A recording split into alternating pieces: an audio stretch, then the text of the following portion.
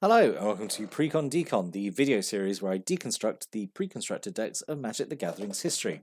In this video, we're going to look at the last of the decks from Ravnica, which is Selesnya, the green-white guild. Let's start looking at the deck list. So we got 24 creatures, 1 sorcery, 6 instants, 5 enchantments, 24 land, mana curve off to the side there. Let's dive in, start looking at it all. So, Selesnya. This is it my favourite guild from the original Ravnica? I did really like the Golgari one. I would say this and the Golgari one were probably the two best in the original set. Anyway, so on the res in the deck, Tolsimir Wolfblood. So 4 colours, 1 green, 1 white. 3/4. Other green creatures you control get +1/+1. Other white creatures you control get +1/+1. And tap, put a legendary 2/2 green and white wolf creature token named Voya into play, who then becomes a 4/4 because of Tolsimir's Anthem abilities. So really good rare, honestly, really good rare to have in this deck, because the whole theme of the deck, the whole strategy, is going wide with a bunch of saprolings and just other creatures in general. So to have Tolsimir giving sort of like most of your creatures really like a +2/+2 boost is really, really good. Yeah, he's actually quite excellent in my opinion. And the fact that he can kind of, at any time kind of poop out a 4/4 wolf is really, really good as well. Like it's just got a tap, it doesn't require any mana. Obviously a little expensive. But that's definitely not impossible to hit in this deck. So yeah, really good rare, really good. 2 Selesnya Evangels. So this kind of really emphasizes really what the deck is doing. So 1 green, 1 white for a 1/2. 1 tap an untap creature you control and get a 1/1 sapling. So the saplings it makes obviously then helps you make more saplings with it. So this is kind of like a key card. Selesnya loves its saplings going wide. So yeah, just really, just an absolutely solid card, Selesnya Evangel. Yeah. And then Selesnya Guildmage. So like all the Guildmages, 2 hybrid mana for a 2/2. 2 abilities, 3 and 1 green to put a sapling into play, and 3 and 1 white to give your creatures +1/+1 to end turn. So again, both those abilities synergize really well with the deck is trying to do. Go wide, bunch of tokens. Yeah, you make a token and then you can buff it up, whatever. Yeah. So again, like really solid card for this deck. And then the other rare of the deck is actually a little disappointing now. Or it's not disappointing, but it's funny to look back on. So Scion of the Wild, 1 colours and 2 green, XX.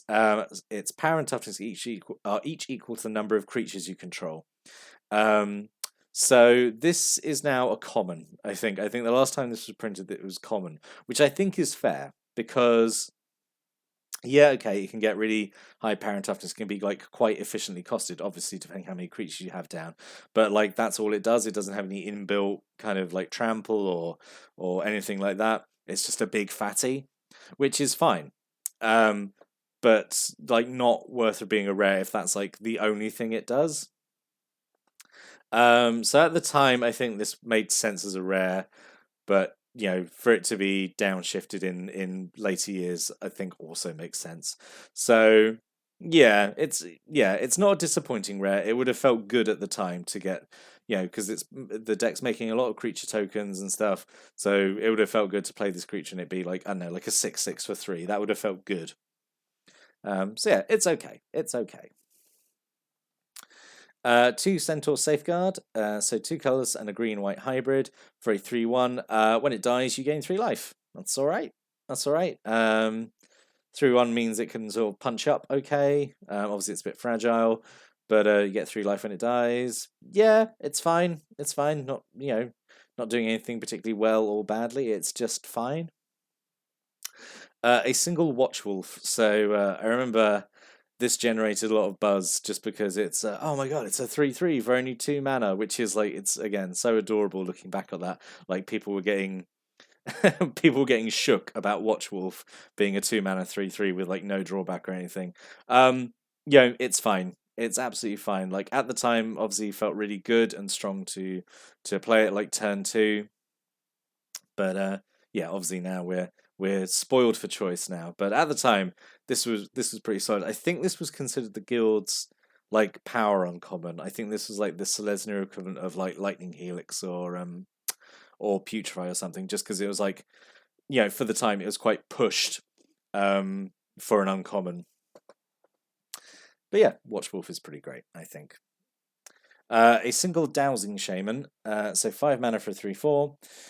2 colors and a green, tap, return a enchantment from your graveyard back to your hand. Yeah, that's fine. I think you've got a fair few enchantments in here, so this would have, he would have had stuff to do, I guess. Yeah, fine. Maybe a little expensive at 5 mana, but it's okay. It's okay. That's what I'm going to be saying, I think, for a lot of the cards in this deck, is like, they're okay. Like, I don't think anything in this deck is actually really bad. 2 Elvish Sky Sweepers, single green mana for a 1/1. 4 colors, 1 green, sacrifice a creature, destroy a creature with flying. This deck makes a bunch of saprolings, so you're always going to have a token to kind of sacrifice to just kill off a big creature with flying, which is always going to feel great. So yeah, good ability to have. Okay, Caregiver's pretty bad. Forget what I just said. Caregiver's pretty bad. Okay, so 1 white mana for a 1/1. So 1 white, sacrifice a creature, prevent the next 1 damage that would be dealt to another creature or player this turn. I'm just going to say I do not understand the flavor of this card. I don't understand why it needs to sacrifice creatures. I'm not crazy here, right? I don't understand the flavor of this card. Like, why do I have to sacrifice creatures to prevent damage to another creature? I don't understand it. It doesn't make sense. As it is, I think it's actually worse than like Samite Healer.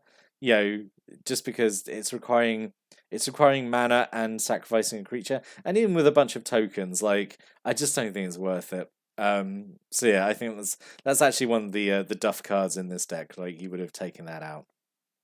But yeah, I just don't understand what the flavor of that is meant to be. Like, sacrificing a creature to prevent damage to another creature. And for like, a doctor, I don't know. 2 Null Mage Shepherd, so this is pretty good. So this is sort of tying to the sort of the sub theme of the deck of tapping your creatures to get effects without having to spend mana on them. So 4 mana for a 2/4, which is okay, costed. Tap 4 untap creature you control, and you do naturalize, which is fine. I say if you've got a bunch of saplings out, gives you a free artifact or enchantment destruction, which is fine. Sand Sower as well is sort of along the same lines. So 4 mana for 1/3, so not as well costed. Tap 3 untapped creature you control to tap target creature. Like, okay, so Master Decoy, this is not. I mean, it can tap itself, I suppose, and then 2 other things, and then tap 1 creature. But yeah, not so blown away by Sand Sower. Just because I don't understand why it's 4 mana for a 1/3. Like, I don't know why it can't be the same as Null Mage Shepherd, like 4 mana for a 2/4, or I don't know, or a 3/3 even. But yeah, that ability is not so great. It's not as good as the better utility effect here of destroying a artifact or enchantment. I mean, it's fine if you need to desperately tap down a creature to stop a big attacker or get a blocker out of the way, but then also you're tapping your own stuff and then minimizing what you're going to be doing in that combat phase, I guess. I don't know. So now we move on to some cards with the Selesnya guild mechanic, and probably I think the best one in the original Ravnica block, which is Convoke. It's a keyword so good that it came back. Not the second time we went back to Ravnica, but the first time we went back to Ravnica. The second time we went back to Ravnica, so Guilds of Ravnica, it just used Convoke again, just because Convoke is just a really good ability, and it just goes so well with what the deck wants to do, which is make a bunch of creatures. So Convoke, if you don't know, it was in a core set as well, which was really fun. Anyway, if you don't know, Convoke is your creatures can help you pay for the spell by tapping them, and every creature you tap when casting the spell either pays for 1 colorless mana or 1 mana of the creature's color, which is really fun. So Conclave Phalanx is 5 mana for 2/4. you'll probably rarely ever pay 5 mana for it. You might tap a few creatures down to do it for cheaper. When it comes to play, you gain 1 life for every creature you control. So this definitely pushing you towards maybe trying to get this for free when you have like maybe 5 creatures out, and then you play it for free and you get 5 life. Maybe, I don't know. Rootkin Ally is, sort of along the same lines. So 6 mana for a 3/3 with Convoke. So again, potentially getting down cheaper.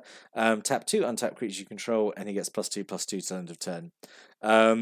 So yeah, I mean, I guess the theory here is that like if you've got enough creatures to get him down for cheap, you've then also got enough creatures to buff it up and make it really big, I guess. Yeah, fine. And then Siege Worm, this was like I think the one that saw the most play, especially in my group, because it was just the most straightforward one. Just 7 mana, 5/5 trample with Convoke, so you could obviously get it down a lot earlier than turn 7. And then, oh yeah, there's a bunch more Convoke spells. Yeah, there's a lot of really good Convoke spells. So Conclave's Blessing, 4 mana with Convoke. It's an aura. Enchanted creature gets +0/+2 for every other creature you control. So it makes can make a creature super tanky. Which is pretty good. Just have like a really invincible blocker to get through. Pretty good. We're quite a way off the what's the ability? The Duran ability, where you can do damage equal to your toughness instead of your power. But yeah, I would like to see this card sharp then. 3 Gather Courages. So this is kind of like the pump spell of the block, really. 1 green mana, has Convoke, +2/+2 turn to turn. Good because it can come out completely for free as a surprise. Like you can just block with, like say a Saproling, and you could tapped out. You just block with the Saproling and be like, oh, I'm going to Convoke Gather Courage, tap your Saproling. Sapling's now a 3/3, good surprise blocker. So I'm really glad there's actually 3 of them in this deck. Overwhelm is the Convoke kind of board buff spell. So 7 mana to give creatures +3/+3 turn to turn. So it doesn't give trample, which is a shame. So Overrun still has some use over it, I think. But +3/+3 turn to turn, and it has Convoke. Yeah, obviously the downside here is that if you pay with it with Convoke, then you've potentially got less creatures who are attacking and getting the bonus from it. So I don't know, kind of plays against stuff. There may be a bit of a skill test there, which is good for new players. And then 2 Scatter the Seeds. This I think is the best Convoke spell, just because it helps itself essentially, or it helps your other Convoke spells. So 5 mana with Convoke, and then you put 3 Saplings into play, and then you've got 3 Saplings who can then help you convoke more spells. So Scatter the Seeds I think is really good. I actually would have liked to see a 3rd one in this, I think, maybe. But yeah, it's pretty good. And it being instant as well is really good. Just throw out 3 Saplings to block at instant speed. It's pretty good. I kind of always wish the Saplings had been like guild aligned. Like I wish these been like white and green Saplings. But that's me being greedy because I would want them to get the full +2/+2 from Tolsimir. But they'd get +1/+1. That's fine. And making 3 2/2s for 5 mana or less is obviously not terrible. 4 Fists of Ironwood, classic aura here. So 2 mana, gives creature trample, and when you play it, it makes 2 1/1 Saplings. So this is a great one to put on Scion of the Wild. Pretty much any creature in the deck really benefits from it because when we used to at the time we were playing Ravnica a lot. The trample was definitely like the kind of like the extra effect. Really, people were playing this just to get 2 Saplings into play. So yeah, there was definitely a few games where people were so desperate to get the Saplings they would just put this on someone else's creature. But yeah, I think Fist of Ironwood is pretty good. I'm really glad there's 4 of them as well in the deck. And then a single Dryad's Caress. So 6 mana. This is like one of the guild like color kicker spells. Like it's mono color, but if you spend the guild's other color on it, you get the extra effect. So 6 mana. You gain 1 life for every creature in play, which is pretty good. That counts the whole board. If white was spent to play Dryad's Caress, untap all creatures you control. So this is kind of like the only mass untap ability you have, which is I think really important when you have all these convoke abilities. This would be I guess what you could do with this, you could do overwhelm, so tap a bunch of stuff, get overwhelmed for free maybe.